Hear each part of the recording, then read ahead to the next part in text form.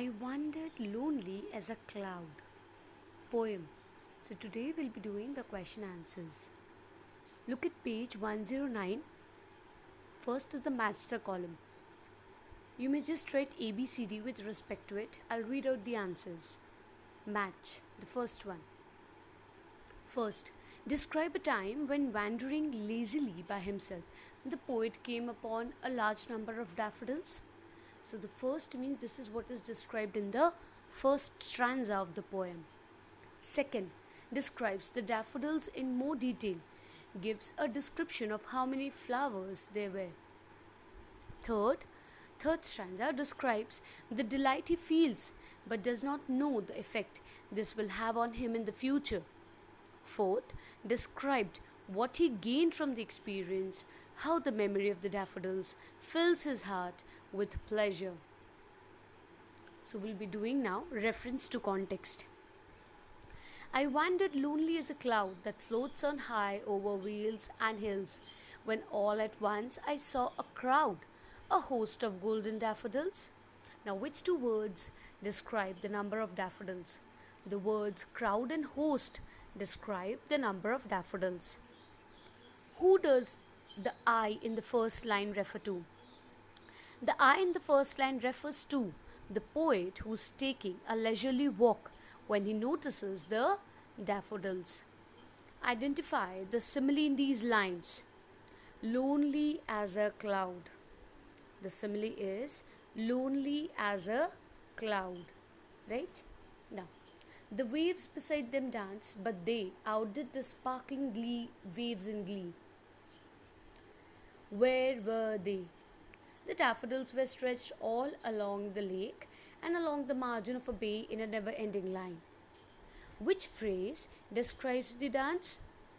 The phrase, tossing their heads in a sprightly dance, tells us about the dance along with the waves. Who danced better? Which words tell us this? The phrase, outdid the sparkling waves in glee, tell us about how the daffodils danced better than the waves. 2C. I gazed and gazed, but little thought what wealth the show to me had brought. What was the poet gazing at? The poet was gazing at the crowd of daffodils along the lake. There were so many and so beautiful that he could not take his eyes off them. How was the poet feeling at that point of time? The poet was feeling very cheerful and happy at that moment because he was in such good and cheerful company. Which phrase means did not realize? What did the poet not realize? The poet did not realize what a pleasant memory this is going to be for him.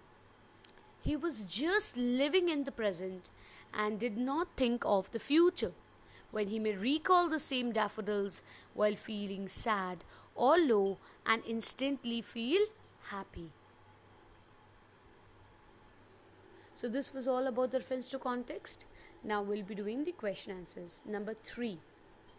Why do you think the poet uses an image of a cloud to describe his loneliness? The poet uses an image of a cloud to describe his loneliness because clouds are distant from the real world. The poet too is feeling lonely of being cut off from the real world. He's also moving from one place to another, just like a cloud, and feeling restless. This is why he compares himself to a cloud. To what does the poet compare the daffodils? Do you think this is an effective comparison? Give a reason for your answer. The poet compares the daffodils to stars that shine and twinkle continuously in the Milky Way. I think it is an effective comparison because daffodils look like golden stars when there are thousands of them stretched along a line. With the water and wind, the flowers appear beautiful, shiny and twinkling.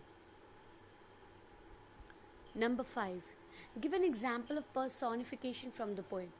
An example of personification in the poem is the poet's reference to the daffodils tossing their heads in a sprightly dance. Now, see, you have been asked example, so I've given the example. But for your extra knowledge, I've also given you the definition of the word personification. So please follow. Personification is a literary device in which an inanimate object is given the qualities of a human being. Clear? Number 6.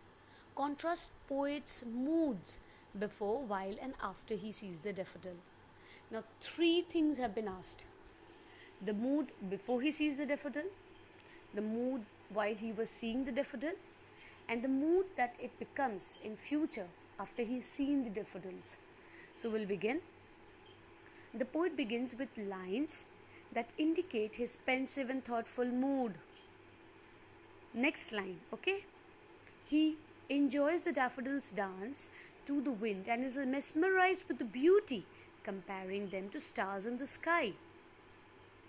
Next line, he says that if he ever felt pensive or sad, he only had to think of the daffodils with his mind's eyes, and he would start feeling good all over again.